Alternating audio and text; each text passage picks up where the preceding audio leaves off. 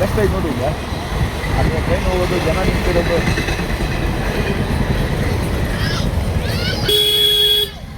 ಹಾಂ ಮಾಡಿ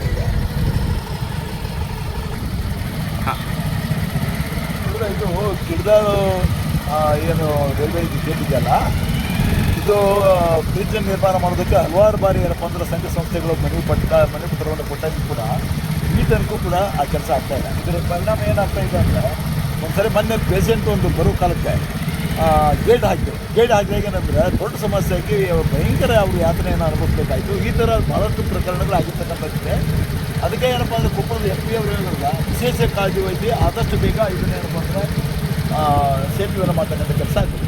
ಇಲ್ಲ ಅದು ಒಂದು ಸೇತುವೆ ಕಾಮಗಾರಿ ಚಾಲು ಆತಂದರೆ 1.5-2 ವರ್ಷ ಅಥವಾ 3-4 ವರ್ಷನೂ ಹೋಗ್ಬೋದು. ಯಾಕಂದರೆ ಈ ಹಿಂದೆ ಕುಷ್ಟಗಿ ವೃತ್ತದಲ್ಲಿ ಇದ್ದಂಥ ಅದು ಮತ್ತು ಅದಕ್ಕಿಂತ ಆ ಕಡೆ ಕಿನ್ನಾಳ ರೋಲಿಗೆ ಹೋಗೋವಂಥ ಆ ಎಲ್ಲ ಸೇತುವೆಗಳು ಮೇಲ್ಸೇತುವೆಗಳು ನಿರ್ಮಾಣ ಮಾಡಲಿಕ್ಕೆ 2-3 ವರ್ಷ ತೊಗೊಂಡು, ಅದೇ ಥರ ಇದೂ ಆದರೆ ಅವಾಗ ಮಟ್ಟ ಇಲ್ಲಿ ಪೇಷಂಟ್ಗಳು ತೊಗೊಂಡು ಹೋಗೋದು ನಿಲ್ಲಿಸ್ಬೇಕಾ ಅಥವಾ ಅವ್ರಿಗೇನು ಇಲ್ಲಿ ಏನು ಮಾಡ್ಬೇಕಂದ್ರೆ ಇವರು ನೀವು ಹೇಳ್ದಂಗೆ ಭಾಳಷ್ಟು ಟೈಮ್ ತಗೋತಾರೆ. ಅದಕ್ಕೇ ಏನಂದರೆ ಸರ್ಕಾರ ಮೊದಲೇನು ಆಸ್ಪತ್ರೆ ವ್ಯವಸ್ಥೆ ಏನು ಅಲ್ಲೇ ಇತ್ತಲ್ಲ, ಅದು ಅಲ್ಲಿಗೆ ಮತ್ತೆ ಹಳೆ ಶಿಫ್ಟ್ ಮಾಡಬೇಕು. ಇದು ಆದ ನಂತರ ಈ ಕಡೆ ಶಿಫ್ಟ್ ಮಾಡೋದು ಒಳ್ಳೆಯದು. ಹಾಂ, ಅಂದರೆ ಜೀವ ಉಳಿತಾವೆ. ಹೌದು, ಇರಲಿಲ್ಲ ಅಂದರೆ ಕಷ್ಟ ಆಗುತ್ತೆ.